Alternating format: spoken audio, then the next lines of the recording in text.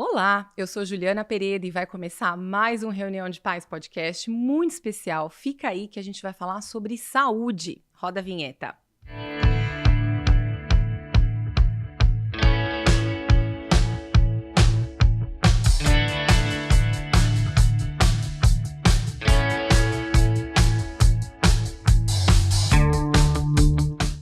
E hoje a minha convidada é a médica pediatra formada pela Unifesp em 1993, doutora Sandra Frota Ávila Janello, especializada em medicina integrativa funcional, prática ortomolecular, medicina preventiva, autismo, TDAH, amamentação, neonatologia e ela é Master Coach pela Febracis.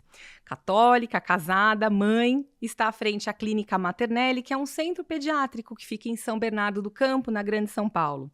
Bem-vinda ao podcast da família, doutora. Um prazer tê-la aqui comigo. Obrigada por ter aceitado o convite.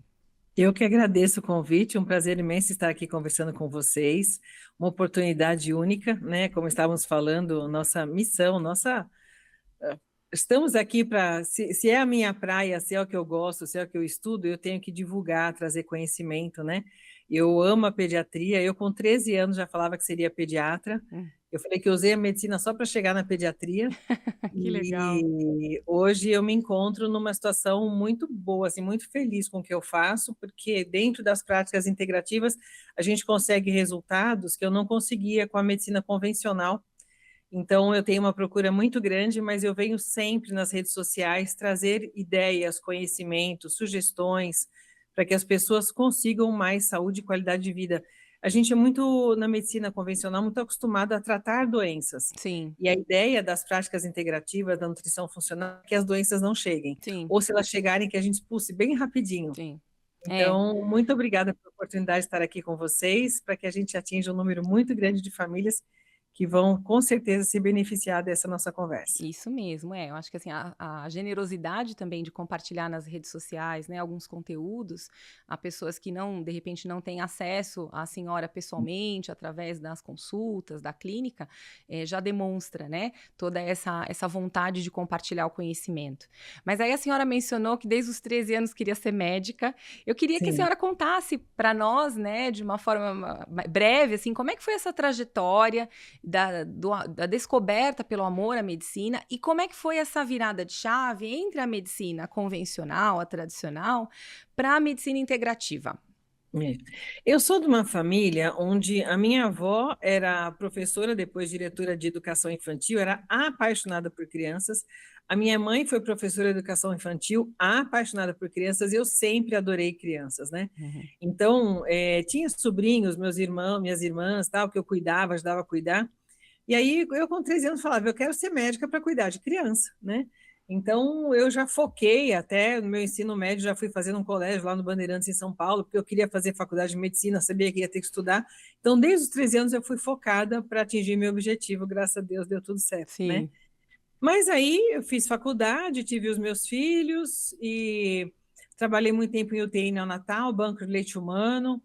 E aí, em 2002, o diretor do hospital me convidou para trabalhar com ele, que era um obstetra, e aí eu comecei em 2003, final de 2003, consultório, junto com ele. E aí eu comecei a atender consultas, eu falava, nossa senhora, famílias maravilhosas, famílias que têm condições financeiras e com crianças muito doentes, alguma coisa está errada, né? Mas eu já fui, eu pegava sempre muito firme na questão da alimentação, de não dar junk food, não dar pacotinhos, não dar produto alimentício para as crianças em casa. Meus filhos, graças a Deus, sempre comeram muita fruta, verdura, legumes, sempre com muito cuidado, amamentei mais de 1 ano e meio cada um, tal. E aí eu falava, alguma coisa está errada, né? Aí passaram alguns anos, eu conheci uma nutricionista, que é a doutora Denise Carreiro, que eu adoro, ela já escreveu 18 livros. Ela, inclusive, ela faz uma ponta aqui no seu livro, né? Faz. Vamos falar dele. Ela, Tá. E aí eu comecei a estudar nutrição funcional e ver a correlação, aí comecei a estudar as alergias alimentares, e aí eu fui migrando para esse lado, porque realmente quando a gente faz uma abordagem nutricional caprichada, uma suplementação caprichada, as crianças cada vez menos ficam doentes, cada vez mais têm resistência, Sim. cada vez menos alergias, né? Uhum. E aí eu fui fazendo outras pós-graduações, acabei fazendo ortomolecular, fui fazer nutrologia, depois fui fazer a pós-doutor Lá Ribeiro, que foi uma virada na minha vida, porque o doutor Lá Ribeiro é uma pessoa iluminada, que tem um conhecimento e uma... Essa questão de aumentar a ingestão de gordura boa, ele já fala há 40 anos, né? Pois é, Que farinha faz mal, que açúcar faz mal, que a gente devia comer como nossos ancestrais. sim. E é uma coisa que agora está bombando. Você vai ver na internet, tem dieta ancestral, dieta não sei o quê, tudo baseado em comida de verdade. Sim. E o doutor Laí já fala isso há muito tempo. E fez Uhum. muito sentido para mim. Tá. Então, eu não tenho nenhum problema de saúde, mas por opção, por tudo que eu estudo, eu tirei leite derivados da minha vida, já tem 17 anos, completou agora em dezembro. Uhum. Glúten nós tiramos aqui de casa em novembro de 2016, então já está fazendo 9 anos, né? Tá. E isso foi mudando a nossa vida, a nossa saúde e das crianças que eu acompanho no consultório, e assim, é encantador. Eu, o ano passado, atendi numa média aí de 90 a 100 consultas por mês. O ano passado inteirinho, eu prescrevi 3 antibióticos. Nossa. Então, é exceção da exceção. Sim. Agora, vitaminas, suplementos, eu prescrevo a rodo, né? Direto. É. Direto. E mais da metade do tempo da minha consulta é sobre alimentação. Uhum. É claro, é. Agora, É. de que maneira, por exemplo, a senhora falou da sua vida, né? Que a senhora tirou o leite, né? Derivados do leite e glúten. De que forma esses alimentos, de maneira bem específica, afetam ou podem desencadear doenças ou alergias nas pessoas? É. Na verdade, parece muito óbvio, mas eu também não aceitava isso, porque eu adorava tomar leite, adorava queijo, como, sei lá, 99% dos brasileiros. Uhum. Mas nós não fomos feitos para tomar leite de outro animal, simplesmente assim, né?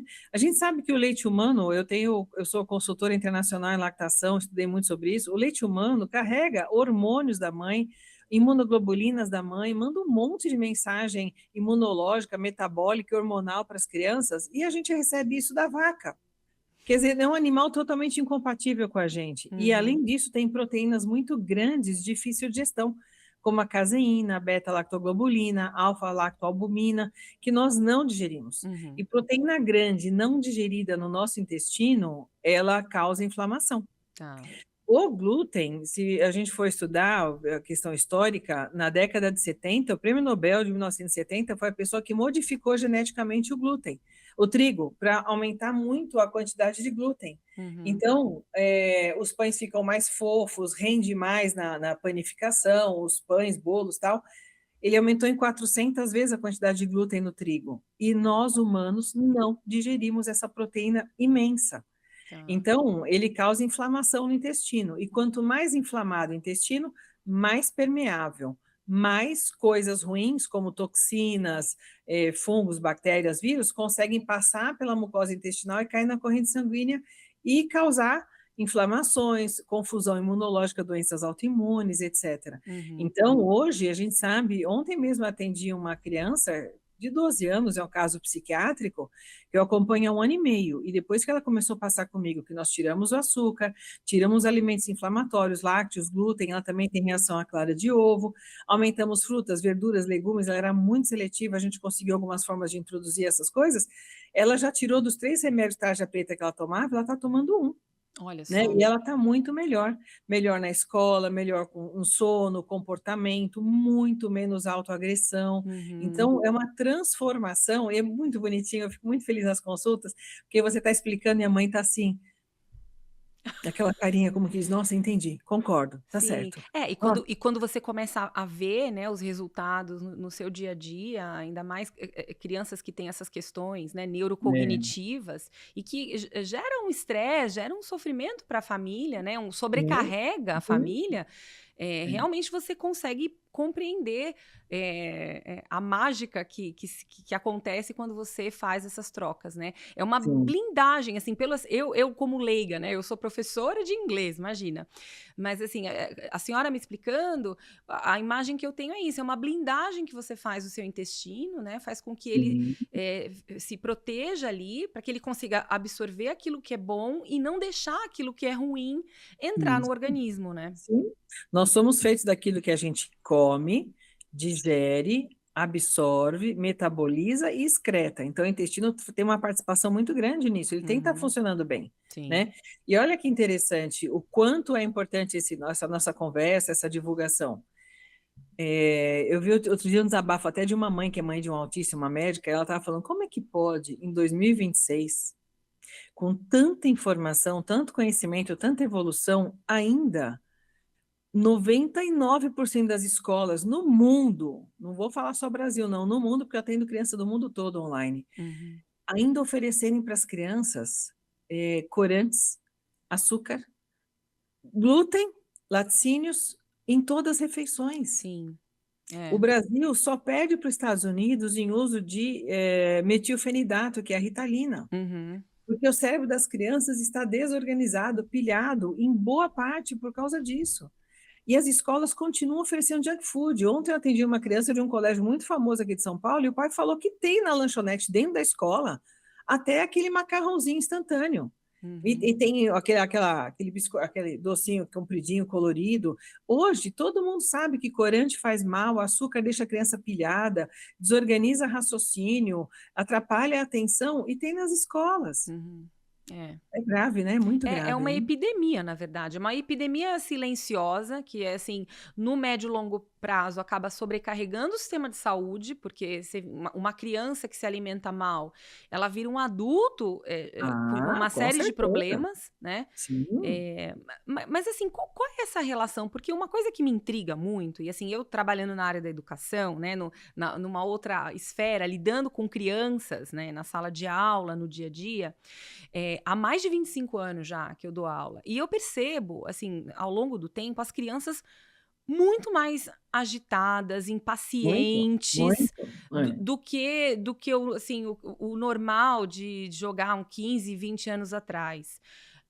Quais fatores a senhora atribui a essas crianças que são mais agitadas, impacientes, o aumento do número de diagnósticos? Assim, a gente tem recebido muitos diagnósticos de autismo, né, distúrbios de déficit de atenção, superdotação também.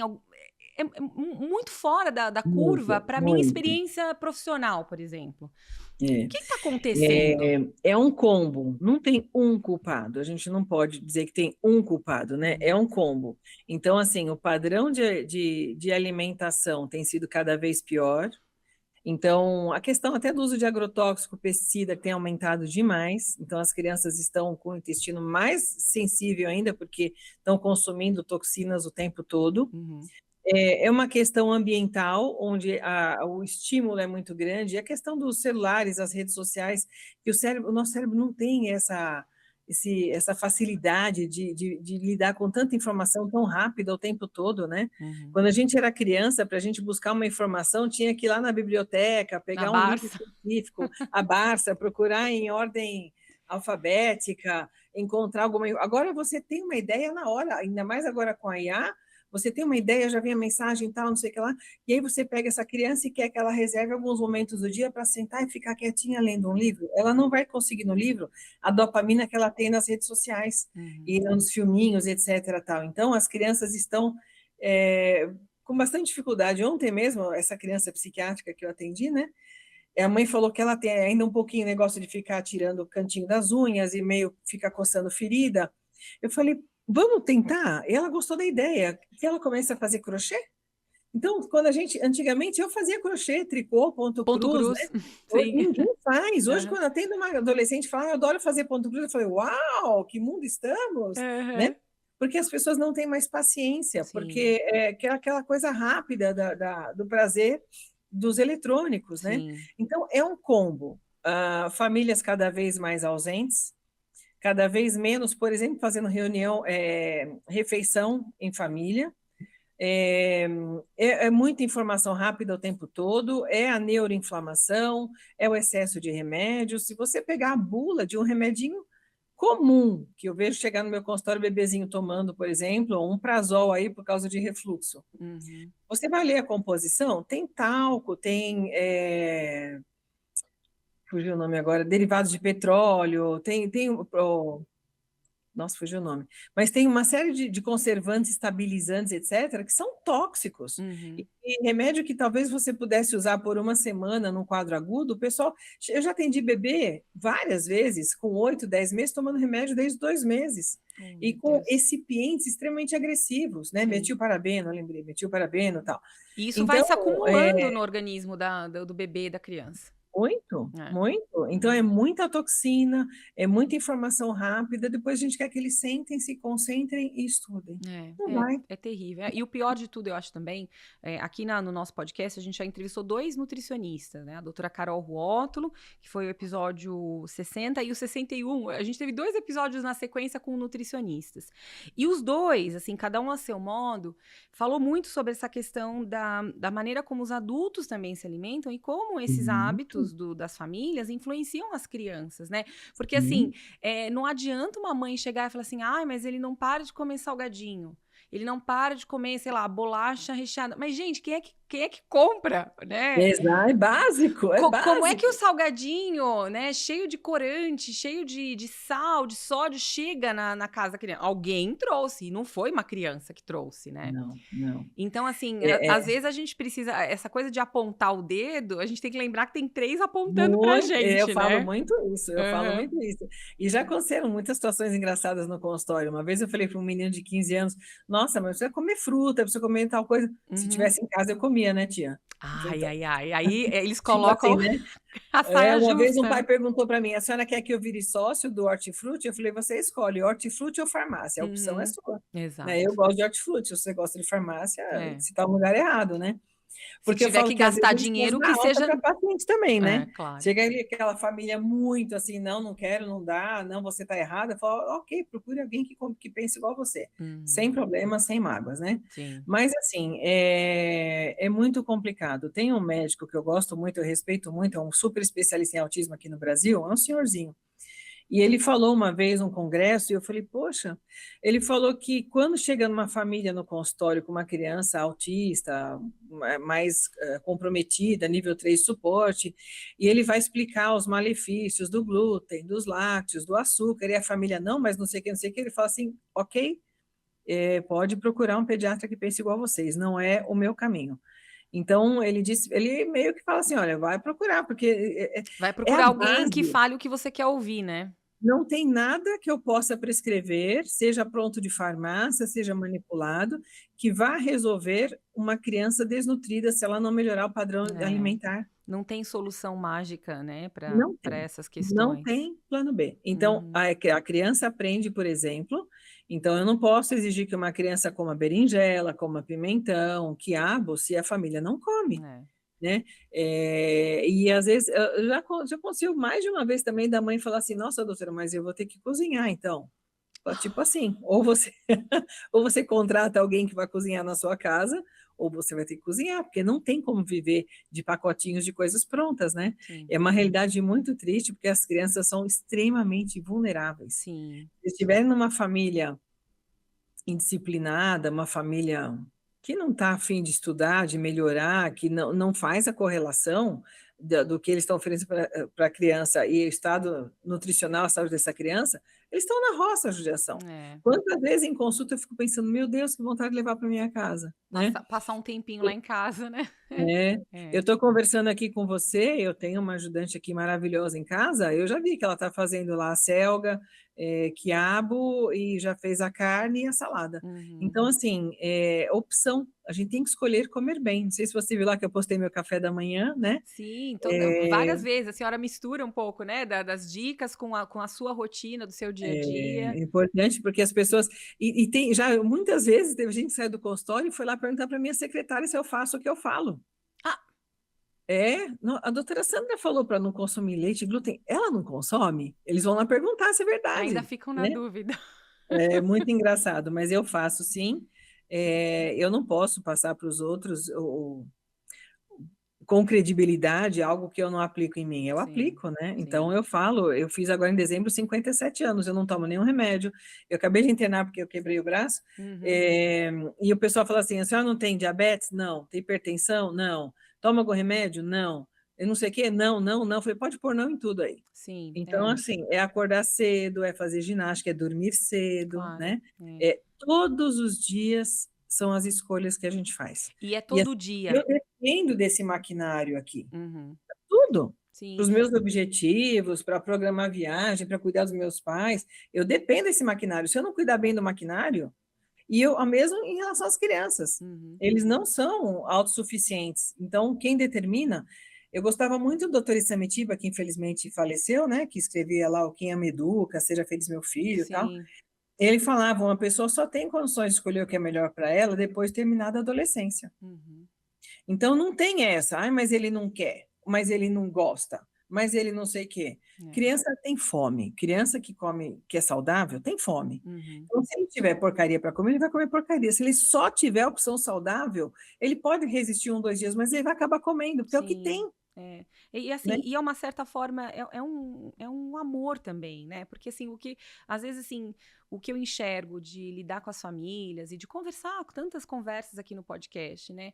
A gente vive num mundo de soluções mais fáceis, né? De tudo, né? É um iFood que está na ponta no seu celular, a tela que que te traz um pouco de tempo enquanto você está fazendo alguma coisa para o seu filho não te perturbar.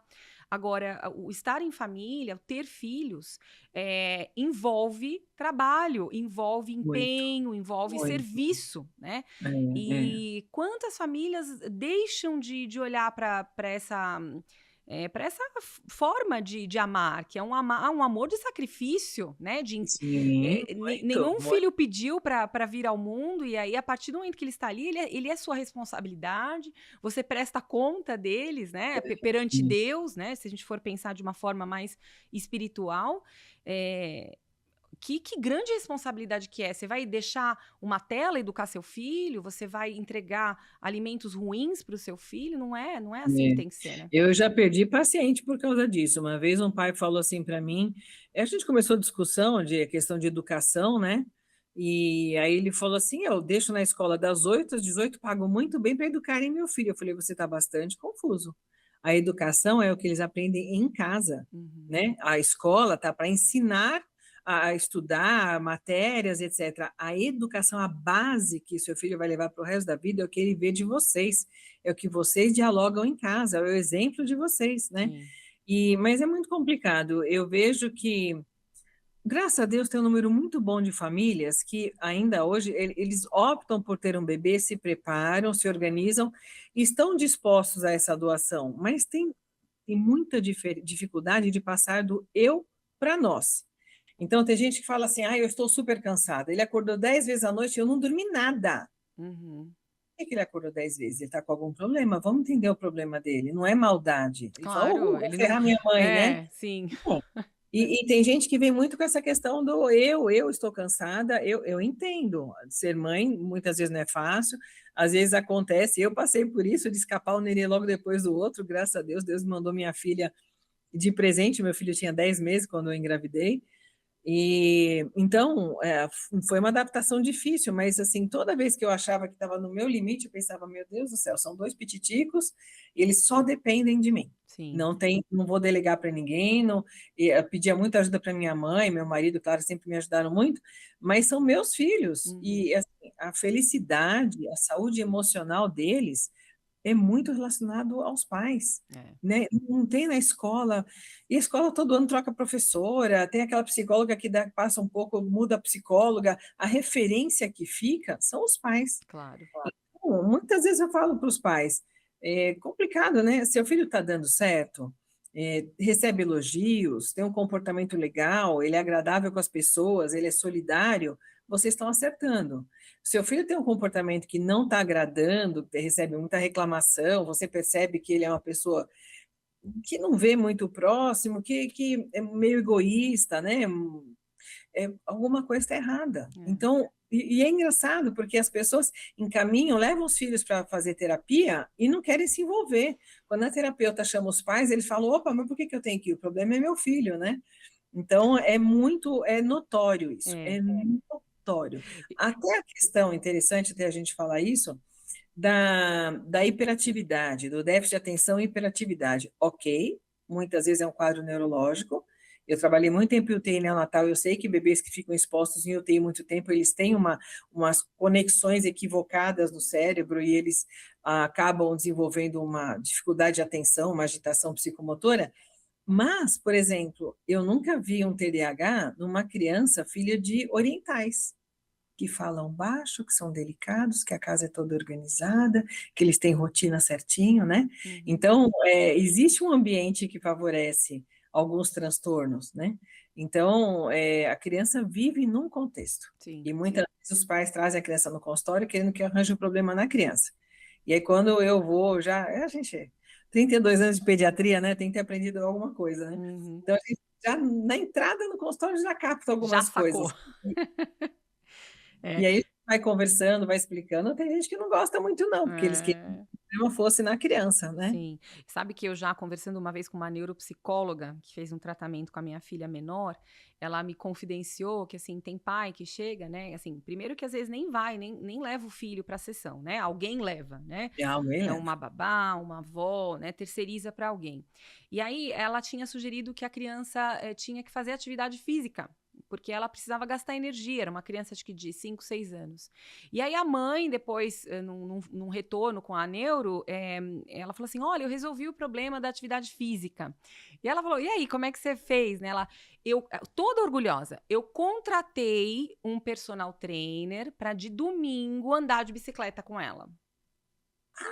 Oh my God, onde estavam os pais? E eu fiquei assim, eu fiquei passada, eu falei, mas como isso? Ela falou, Ju, juro por Deus, que a gente tem alguns pais e mães que fazem isso, que até isso, assim, na verdade, ela ficou até se culpando porque ela deveria ter colocado em melhores palavras, assim, olha, sua filha precisa fazer atividades físicas ao ar livre com a senhora, entendeu?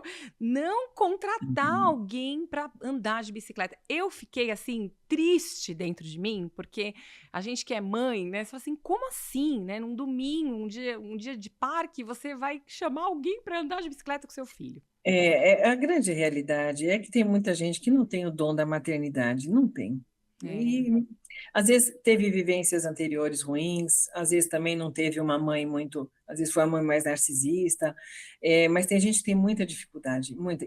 Mas eu tô feliz, por outro lado, que eu tô vendo um número crescente de famílias muito amorosas, religiosas, famílias muito bem constituídas, com 4, 5, 6 filhos agora. Eu atendo até de outros estados, de Maringá, muitos de Belo Horizonte, famílias lindas, que os pais dão conta, às vezes os dois trabalham fora, de cuidar de 4, 5 crianças com carinho, vão em parque, programam viagens, estão todo mundo junto, comem em família, né? Vão à igreja, algum lugar, um culto de domingo, eles leem a Bíblia, eles leem livro com as crianças à noite. Então, é um preparo que eu acho que vem desde a nossa infância, sabe?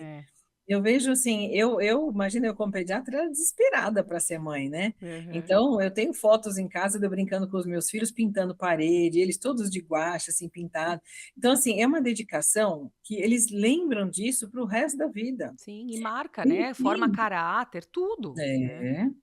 Não tem babá, empregada, vizinha, personal que vai substituir aquele contato com os pais. Não tem. A gente sabe, quando a gente não está bem, a gente está meio doente, alguma coisa, a gente quer o pai e a mãe, né? A gente quer um colo carinhoso, é a nossa referência. É isso. Agora, a senhora mencionou essa reviravolta que tem acontecido, né? De algumas famílias buscando o convívio mais junto, buscando mais a Deus, né?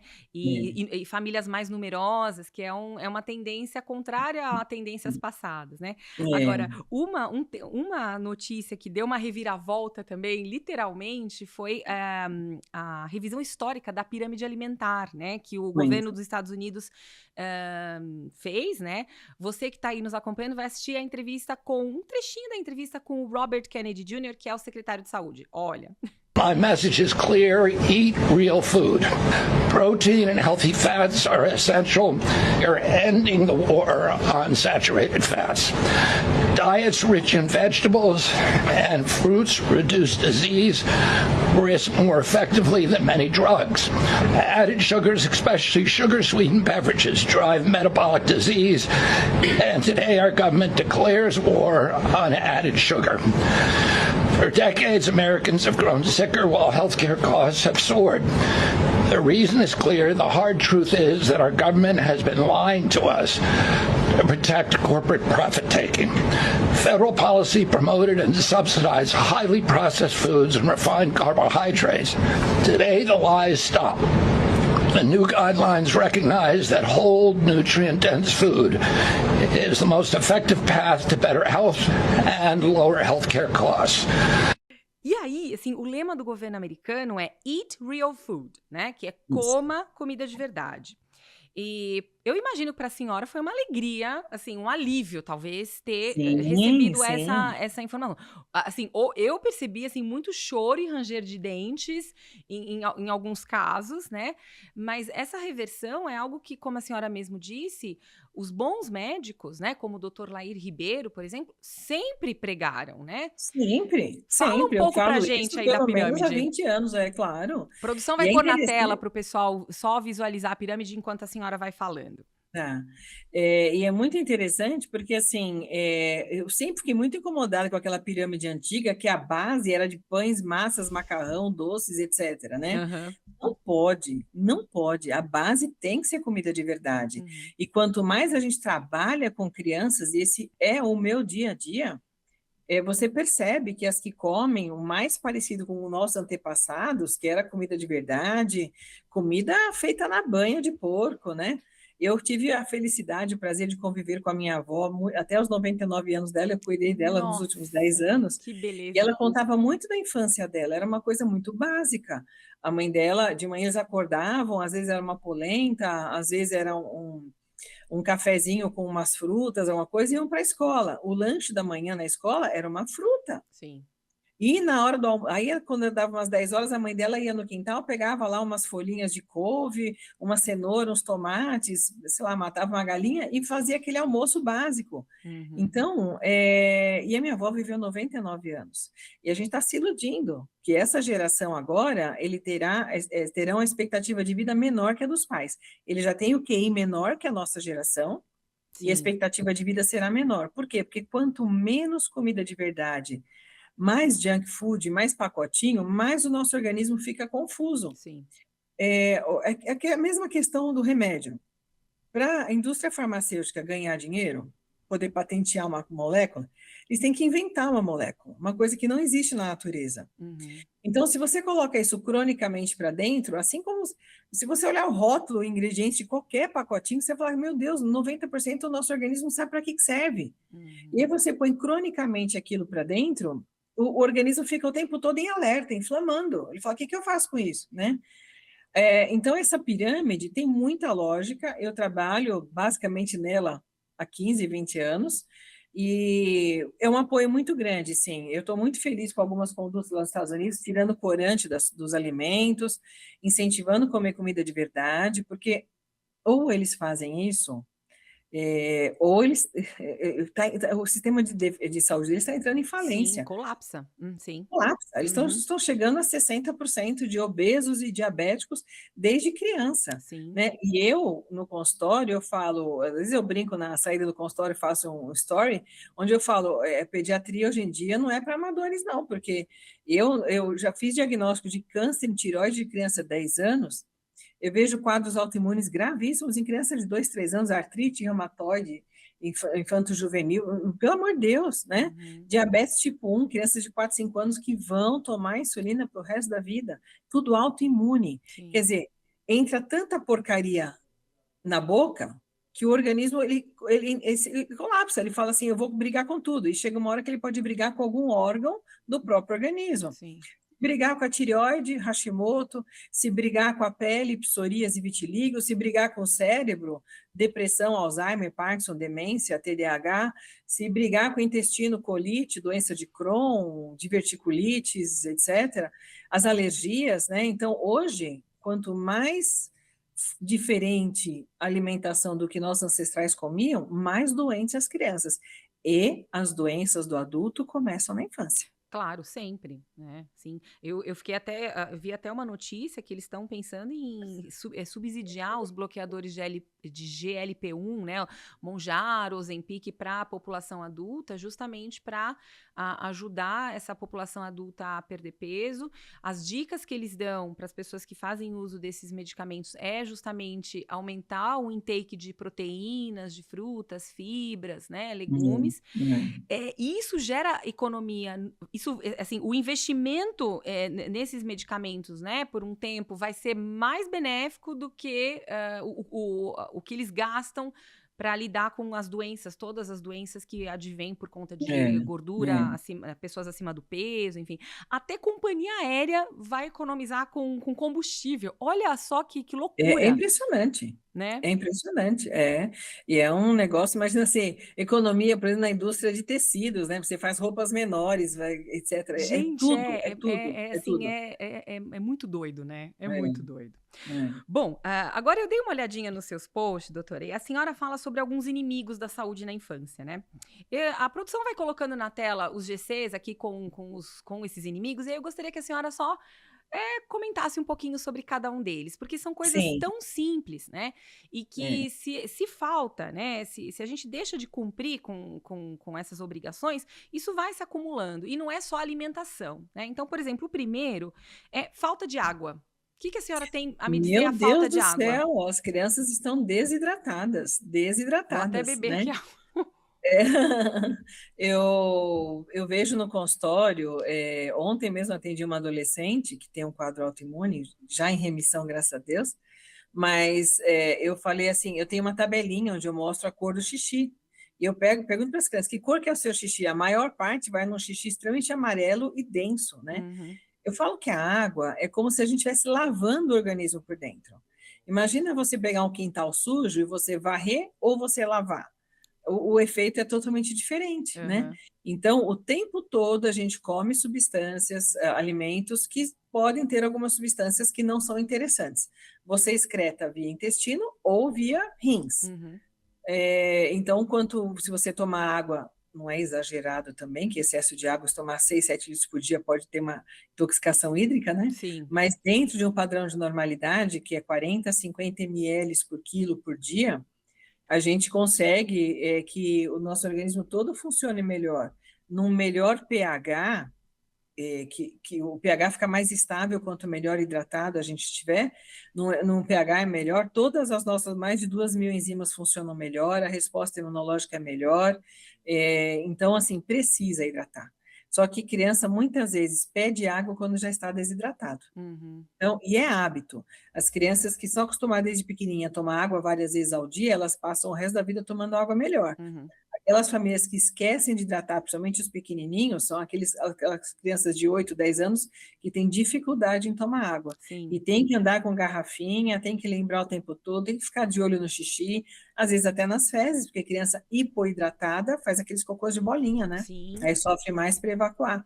Então, é um cuidado importante, simples, e que vale a pena no dia a dia colocar. Até a imunidade melhora. Sim, e água, né? Não adianta falar que tomou, assim, lá, refrigerante ou suco. Não, nossos ancestrais tinham água para tomar, não tinha nada disso, né? de composto complicado, Ou não. esses isotônicos, né? Que, assim, às vezes também em excesso eles são prejudiciais, né? Como Não, em tudo. qualquer dose é prejudicial, não recomendo para ninguém, não. Muito bom. Segundo inimigo, falta de sono. A criançada fica nas telas até tarde, as famílias chegam tarde, e aí querem jantar, vão jantar 8 horas da noite, aí vai banho, não sei o que lá, coloca a criançada para dormir 10h30, 11 horas, e acordam às vezes 6 da manhã, né?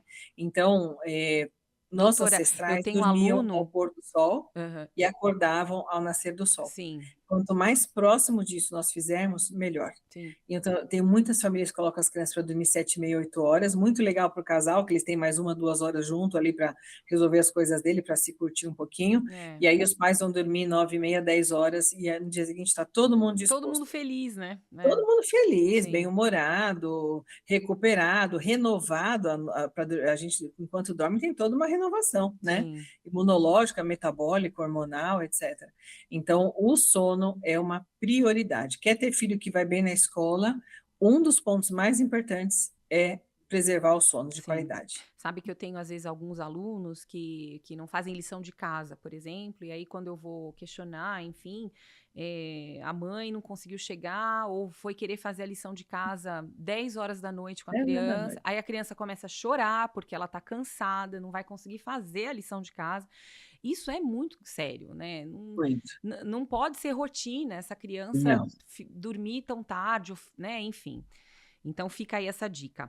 Mais um inimigo, excesso de telas. Pois é. Esse aí, ele é Há um para todos, né? Não é só a criançada, não, né? Todos. É. Há um consenso entre alguns psiquiatras da linha infantil que eles falam que a criança não deveria conhecer telas até os 6, 7 anos, Uhum. né? Tá bem difícil. E assim, existe uma programação, eles contratam pessoas especialistas em reter a atenção, né? Outro dia eu vi um vídeo mostrando lá num estúdio que produzia filminho infantil, eles punham alguns bebês para assistir e eles ficavam de olho. Quando a criançada mudava o foco, perdia a atenção, eles aumentavam o som, eles aumentam as cores, eles põem bichinho que grita. Então é para ficar assim, igual robozinho, Sim. assistindo. E assim, a criança para aprender a falar, para se comunicar, ela tem que olhar o rosto das pessoas, olhar o rosto da mãe, olhar a boca. A gente teve bastante atraso no desenvolvimento na pandemia, porque Sim. as pessoas de máscara, né? Sim. Então, as telas hoje eu vejo, claro, que pode ter algum benefício, tem escola até que com criança de 8, 10 anos que estudam em tablet, não concordo com isso, mas tem. Pode ter alguma informação positiva, mas na grande maioria das vezes as famílias perdem o controle. Sim. Eu já vi família falar assim, eu dei celular só com 10 anos, aí passa um ano, vem falar, doutora, meu Deus, está ficando 5 horas nas telas, estou desesperada, porque deu a porcaria na mão deles, né? Eles não têm discernimento. Se para adulto é difícil, né? Tem muita gente com dificuldade de dormir porque leva celular para a cama, fica lá com aquela luz no rosto até de madrugada, e no dia seguinte está todo disfuncional, com um monte de dificuldade, dor de cabeça, dificuldade de atenção. Imagina uma criancinha, gente, eles não têm discernimento. Não tem, então cabe aos pais, né, limitar. Eu tenho uma família dessas que tem bastante filhos, que eles têm um combinado, que dá 8 horas da noite, todo mundo coloca o celular numa caixinha lá num hall que tem na casa, eles até põem no carregador e tal, e vai cada um para o seu quarto dormir, para tentar limitar. São crianças já de 12, 14 anos, né, adolescente. Então, tem uns combinados para tentar limitar, mas é muito comum eu pegar adolescente tomando 3, 4 tarja preta por dificuldade escolar, por déficit de atenção, e a hora que você pede, às vezes na consulta fala, dá uma olhada no seu celular aí, quantas horas por dia está ficando? 5, 6 horas. Sem perceber. Sem perceber. Sabe não tem tempo de estudar. Uma coisa triste que eu vi um colega seu pediatra falando de algumas mães que até durante a amamentação, assim, você vê que a amamentação é um momento tão especial, né, de conexão. É olho no olho. Conexão de olhar com o seu filho. Tem mãe que amamenta olhando no celular, mexendo no celular. Muitas. E às vezes está ali com o celular na moleirinha do bebê, tá o neném mamando aqui, imagina a cabecinha apoiando aqui. Na moleirinha? Apoiando, assim, olhando o celular aqui, ó, na moleirinha, aqui a cabecinha aberta do bebê, entrando aquela energia toda, né? Nossa, é terrível, é terrível. Muito... E perde o vínculo. Perde. Assim, bem complicado. Essa coisa do olho no olho é tão importante, né? É muito importante. Enfim. Muito. É vital para nós e para o neném. Sim. A amamentação, a gente libera endorfina, né? Uma sensação tão boa amamentar. Agora, se você ficar distraindo, vendo notícia, vendo o problema da vida dos outros ali, nossa, perde o foco, é horrível. Horrível. Bom, o último inimigo, excesso de açúcar. A senhora já falou um pouquinho, né? Mas vamos fazer aí uma parte sobre o excesso de açúcar. O açúcar leva a desbiose, aumenta fungos, facilita a parasita, acidose metabólica, a baixa imunidade, leva a agitação psicomotora. A gente fala muito em leaky gut, né, que é o intestino permeável. Agora a gente tem alguns artigos já falando em leaky brain, como se fosse a barreira, os vasos que chegam no cérebro com alteração na barreira, permitindo entrar toxina no cérebro. O açúcar piora muito isso. Desregula os neurotransmissores como dopamina, o GABA, que é um neurotransmissor que a gente fala que dá inteligência ao pensamento. Então, assim, é péssimo. é péssimo. E eu vi um documentário uma vez onde um médico americano ele fala: a nossa falta de conhecimento acerca da nutrição é tão grande, que as famílias se organizam e gastam verdadeiras fortunas preparando festas infantis de aniversário para os seus filhos, oferecendo às crianças os piores alimentos que existem no mundo: Uhum. corante, açúcar, refrigerante, frituras, etc. Por que que a gente tem que aproveitar um momento festivo de comemoração para oferecer tanto veneno? É veneno para as É, crianças, sim. né? Aí eles ficam desorganizados, bagunceiros, correndo, e ninguém sabe por que as festinhas infantis, difícil, né? Dessa tromba, derruba garçom, aquela coisa, porque eles estão pilhados. Agora, imagina uma criança que acorda e toma um achocolatado com açúcar no café da manhã e vai para a escola. Uhum. Como que ele vai sentar a bundinha na cadeira? Não vai Não conseguir. vai, E não aí, vai. e aí depois todo mundo reclama, né? Que ele tá lá todo agitado. Né? É agitado, né? Ele é vítima, né? Sim.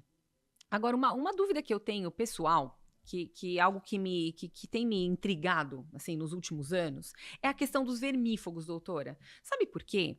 Porque quando eu era pequena, assim, eu me lembro muito bem existia meio que uma tradição até, né? Todos os Sim, anos, assim, era a época de vermifugar, né? é isso, E isso. eu lembro até, era engraçado, que tinha que ser em meses que não tinham a letra R. Não sei se a senhora já ouviu falar disso. Assim, em maio, em junho, em julho, né? Que aí a gente tomava os vermífugos, enfim. Isso eu faço com a minha família, né? Com as meninas. Nunca deixei de dar vermífugo, mas não é algo que a gente ouve muitos pediatras falarem. Assim, sabe? Fazer essa profilaxia, indicar o uso de vermífugos de uma certa forma de rotineira para a gente evitar, né, a proliferação dos vermes, É. porque Os meus pacientinhos desparasitam com muita frequência. tá. Porque, ok, temos menos parasitas que antigamente, mesmo porque tem tanto pesticida na lavoura, etc., E que nos chega, alimentos, né? né, chega muito menos bichinho. Sim. Tem uma questão também, as crianças que eu acompanho, a grande maioria come bem. Uhum. Então, os parasitas gostam de um ambiente mais caótico, mais ácido, etc. Então, criançada que tem uma alimentação mais saudável tende a ter menos parasita. Uhum. Mas não é que não tem, a gente tem menos daqueles grandões. É muito raro alguém falar que viu sair uma tênia no vaso sanitário, né? Uhum. Um ascaris inteiro, tal. Mas acontece, acontece. A Uhum. gente faz desparasitação, tem gente que fala, doutora, meu Deus, eu faço sempre para os pais junto. Tem mãe que fala, doutora, eu fui no banheiro, minhas fezes estavam se mexendo.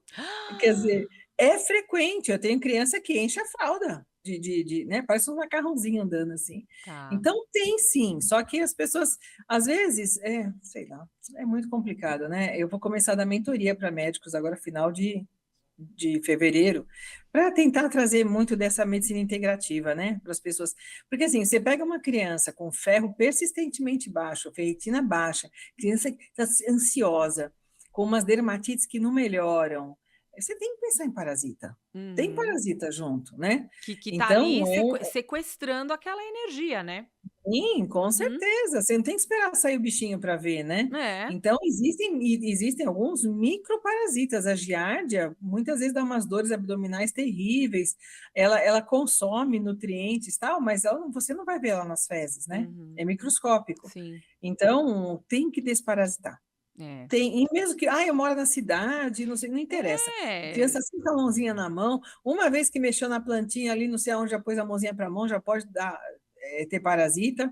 Então, vale a pena, assim. E eu, raras vezes, desparasito com remédio pronto de farmácia.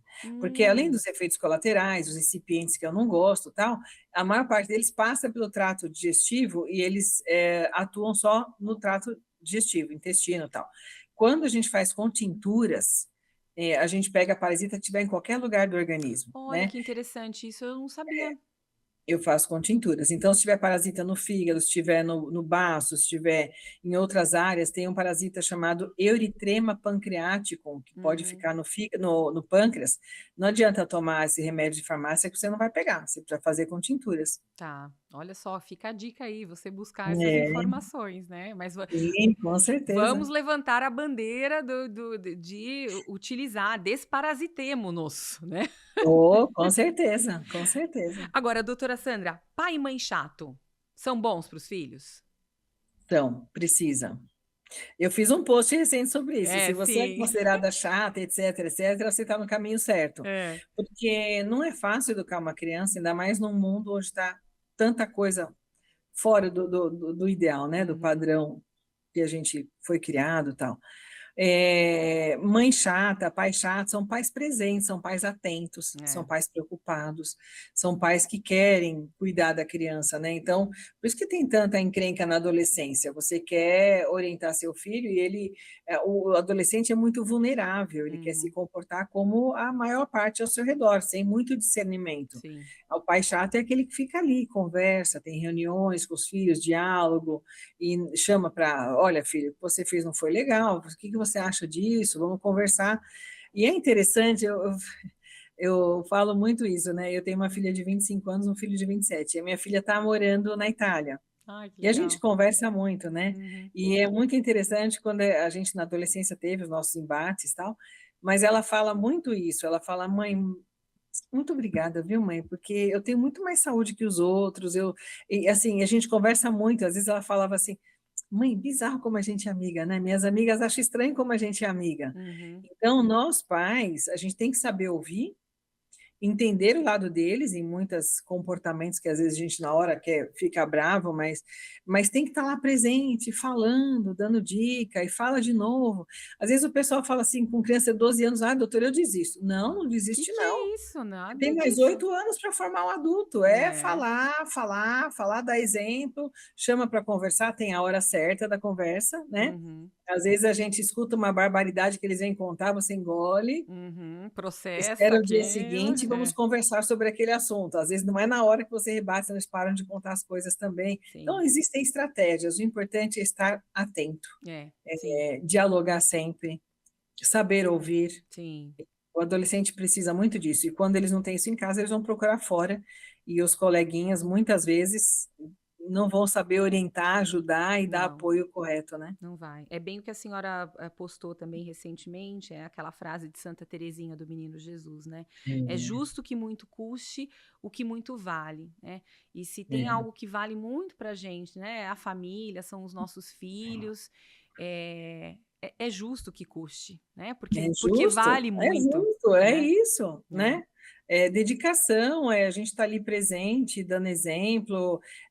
Os adultos, é muita responsabilidade formar um ser humano, é, é. né? Então a gente precisa ter essa consciência, e é justo, é esperado, né? É claro, né? Tem É. até pesquisas, né? Eu tava antes da gente gravar, eu mencionei com a doutora, um epidemiologista, o doutor Miguel Angel Martinez Gonzalez, da Universidade de Navarra. Ele fez uma pesquisa mostrando a importância de uma família sólida, né? Afetiva e bem estruturada para a saúde, né? Das pessoas. Assim, é uma questão de saúde pública, porque como tudo é isso que a gente falou aqui na nossa conversa, né? Uma família forte, saudável, que conversa, que está junto, ela é imbatível, né? Sim, Ela vai ser reflexo de uma sociedade forte, né? sim. O pessoal da produção vai colocar na tela só para vocês verem essa notícia aí, porque é pesquisa, tá até indo para as universidades, né? Isso. Dá uma É olhada. verdade. É.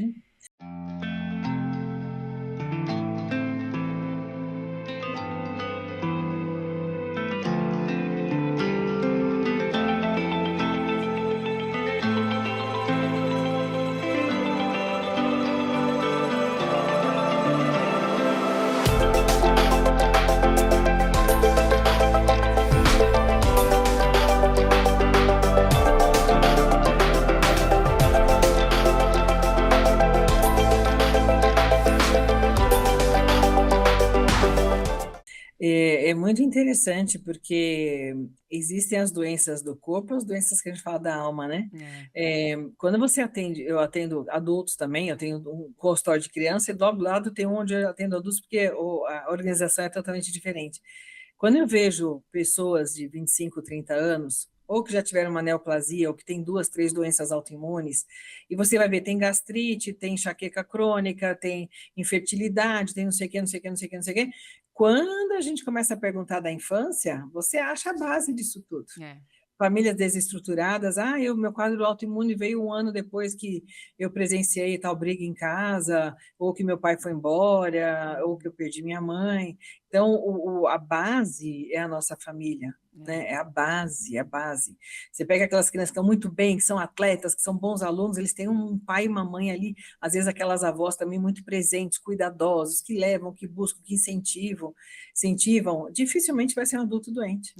É isso, né? Fica Né? essa grande lição aí para você que está nos acompanhando, né? E agora, assim, já encaminhando para o final, deixar uma dica que pode ser adquirida, que está ali, ó, organizada, o livro da doutora Sandra, Conhecimento que Salva. Eu achei tão bonito a curiosidade sobre a ilustração da capa do livro, né? É tudo da minha mãe. Que a sua mãe que fez, gente, é uma preciosidade, assim, é muito lindo. Inclusive, essa ilustração tá no seu consultório, né, doutora? Está no meu consultório, e eu sempre olhava aquela pintura e falava, meu Deus do céu, se algum dia eu for mudar de consultório, eu me aposentar, essa pintura vai ficar, não tem como tirar da parede, né? Sim. Então, foi uma das formas de eternizar essa pintura que minha mãe fez com tanto carinho. Você vê que a árvore tem várias frutas e tal. Sim, é precioso. Esse livro foi escrito com muito carinho. Eu acredito que até o final do ano vai sair o segundo, porque esse daí eu considerei os cuidados maiores de 2 a 12 anos, mas eu quero fazer um sobre a gestante e o bebezinho, né? Eu já tenho tudo engatilhado, logo vai sair o livro. Mas a ideia é transmitir conhecimento. Como eu estava falando para você, nenhum pai, nenhuma mãe quer ter um filho doente. Então, se tem equívocos na alimentação, na suplementação, nas escolhas que faz, é por falta de conhecimento. Então, a ideia é trazer conhecimento, né? É muito triste quando chega no meu consultório criança, às vezes, com algumas coisas irreversíveis, a maior parte é reversível, mas às vezes tem um quadro irreversível. Já atendi criança com colostomia, já tirou pedaços do intestino, né? Nossa. Por reação alimentar e tomando leitinho, com pãozinho, porque ninguém orientou a alimentação, né? Então, esse livro foi escrito de uma linguagem bem fácil, bem gostosa, é como se eu estivesse conversando com as pessoas, explicando. É muito baseado no meu dia a dia do consultório. Quem lê esse livro, eu acho que quase equivale a algumas consultas comigo, porque é o diálogo, me baseei nas perguntas que os pais trazem, nas dúvidas principais e nas atitudes do dia a dia que podem mudar o rumo de uma criança, a saúde, etc. Né? Muito bom. Então, espero que... tem receitas aí, viu? Tem receita. 50 páginas de receitas. No finalzinho tem receitas. Tem uma parte aqui do próprio Dr. Lair Ribeiro, que fez uma participação aqui no livro. Nossa, eu acabei de receber, o meu motoboy trouxe, inclusive, um salva de palmas para esses motoboys que nos salvam, né? Foi até São Bernardo do Campo hoje para buscar o livro, para eu estar com ele aqui. Então, um abraço aí para o Gustavo e para todos os motoboys que nos ajudam aí a resolver problemas no dia a dia. E se você se interessou pelo livro, acessa lá o perfil da doutora Sandra, que você vai ter acesso ao WhatsApp. As meninas que conversam com a gente são super atenciosas e você consegue adquirir o livro por lá também, né? Agora, para a gente finalizar, doutora, se a senhora tivesse que condensar aí, assim, uma lição de casa, assim, diante de tudo que a senhora faz, da sua prática médica, dos seus conteúdos, né, e da nossa conversa que a gente teve hoje, considerando que a gente está no podcast da família, que lição de casa a senhora deixa para as famílias que estão nos assistindo?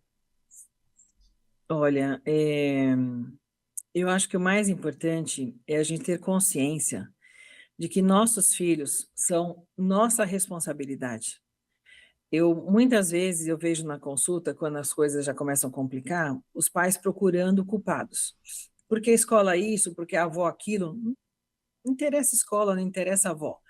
O nosso núcleo familiar ali, o pai, a mãe e os nossos filhos, é nosso bem maior.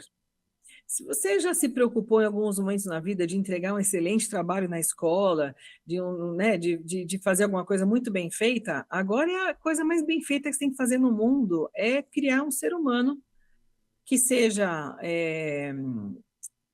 não é útil, que seja que se encaixe nessa sociedade, que seja feliz, que venha agregar, que faça o bem, né? Faça o bem, né? Que seja mais uma pessoa para ajudar a transformar nosso mundo para um lugar melhor, né? Mais acolhedor, etc. É nossa responsabilidade. Se seus filhos estão indo bem, bons alunos, se comportam bem, comem bem, são agradáveis, carinhosos, gostam de fazer o bem, gostam de animais, vocês estão acertando. Se seu filho não está legal, vão procurar ajuda. Não espere. É a mesma ideia da medicina integrativa. Não espere aparecer a doença. Por que não trabalhar com prevenção? Sua criança está com dificuldade, está irritada, não dorme bem, está com autoagressão, distúrbio de comportamento, procura ajuda já. Né? Não espera uma criança, por exemplo, de 1 ano e meio que não anda ainda, para você começar a procurar ajuda. Você percebeu que seu filho está com atraso no desenvolvimento? Procure ajuda cedo. A sua criança está tomando antibiótico, alguma coisa está muito errada. Criança não devia tomar antibiótico, devia conseguir se defender sem ajuda de remédio. Sua criança está com problema de adenoide de amígdala, não deixa arrancar a adenoide de amígdala, vai cuidar. Sim. Né? Para que essa amígdala e adenoide parem de reagir, tem que entender o aspecto nutricional e ter sempre a consciência de que nós somos feitos daquilo que a gente come. Se a saúde do seu filho não está legal, não é na farmácia que vai buscar ajuda, é no nutricionista, é no hortifrutigranjeiro, buscando os nossos ancestrais, como que eles comiam, como eles se comportavam. Então, invista. Um adulto com problemas físicos, emocionais, etc., não teve essa família carinhosa lá atrás, né? Então, procura orientação, procura ajuda, tem muito. Eu mesmo estou no Instagram toda semana fazendo live, falando um monte. Procure ajuda confiável e ponha em prática. Eu já atendi gente que fala assim, nossa, doutora, outro dia passei assim, final de semana vendo suas lives, e eu vi todas as suas orientações, adorei. Aí você vai ver a alimentação da criança, só porcaria. Eu falei, então, escuta, você ouviu tudo que eu falei lá e falta fazer a segunda parte aí, né? Então, eu falo, não existe médico-terapia. O médico é igual o técnico do futebol. Ele entende das jogadas, ele tem as técnicas, mas não é ele que faz o gol. Filha. Né? É isso então, mesmo. É isso. Procure bons profissionais, procure ajuda e não deixe a coisa complicar. Nossos filhos, nossa responsabilidade. É isso aí. Nossa, doutora Sandra, que aula que a senhora deu aqui pra gente hoje, assim, agradeço profundamente o seu tempo, parabéns pelo seu trabalho, é um apostolado de uma certa forma, porque estar ali nas redes sociais, né, colocando conteúdos de forma tão generosa, é realmente uma bênção mesmo, né, que Deus siga abençoando aí o seu trabalho, sua vida. Amém. Mais uma vez, muito obrigada pela oportunidade, que a gente consiga cada vez mais atingir um número maior de pessoas. E sejam bem-vindos ao meu Instagram. E espero que, se comprar o livro, que aproveitem. Tem muita dica legal, foi feito com muito carinho, é para transmitir conhecimento, para que vocês possam fazer escolhas melhores, escolhas com confiança, né? Com menos sofrimento, menos angústia, menos ansiedade. Isso aí. Então, muito obrigada pela oportunidade e estudem sobre as práticas integrativas, a nutrição funcional, porque é vida. Apesar de um mundo muito doente, a gente ainda consegue crianças muito saudáveis, muito felizes, quando a gente entende o processo e investe nelas. É isso aí, muito bem. Não deixem de seguir a doutora Sandra nas redes sociais. E assim a gente encerra em mais um episódio. Você que acompanhou até aqui, não deixa de curtir, comentar o que você mais gostou, alguma coisa que você não sabia, que você aprendeu nessa conversa, encaminha nos grupos da família e a gente se vê no próximo Reunião de Pais. Tchauzinho.